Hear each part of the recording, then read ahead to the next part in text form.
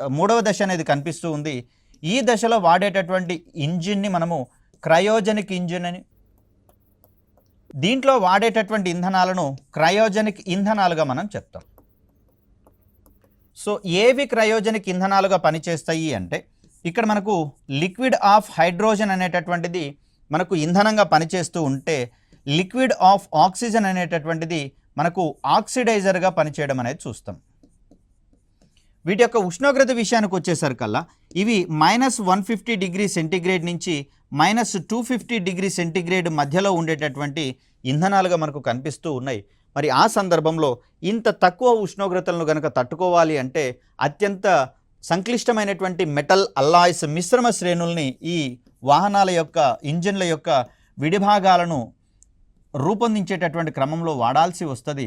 మరి ఇలా ఈ మిశ్రమ లోహాలను అందించేటటువంటి సంస్థగా మనకు హైదరాబాద్లో ఉన్నటువంటి మిశ్ర ధాతు నిగమం లిమిటెడ్ అనేటటువంటిది కనిపిస్తుంది.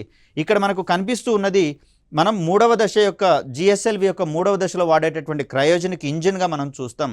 దీంట్లో ఇది ఆ ఇంజిన్ యొక్క మొత్తం నమూనాగా మనం చూస్తాం. దీంట్లో అత్యంత సెన్సిబుల్ వాల్వ్స్ అనేటటువంటివి ఉంటాయి కాబట్టి క్రయోజనిక్ టెంపరేచర్ల దగ్గర ఇంధనం అనేది కనిపిస్తుంది కాబట్టి ఈ దశలో ఈ వాల్వులు త్వరగా చెడిపోయేటటువంటి ధర్మాన్ని ప్రదర్శిస్తాయి. అదేవిధంగా ఇంధనము లీక్ అయ్యేటటువంటి ప్రమాదాలు కూడా ఉన్నాయి కాబట్టి జిఎస్ఎల్వి వాహక నౌకల యొక్క సాంకేతికత అత్యంత సంక్లిష్టంగా మనకు కనిపిస్తుంది.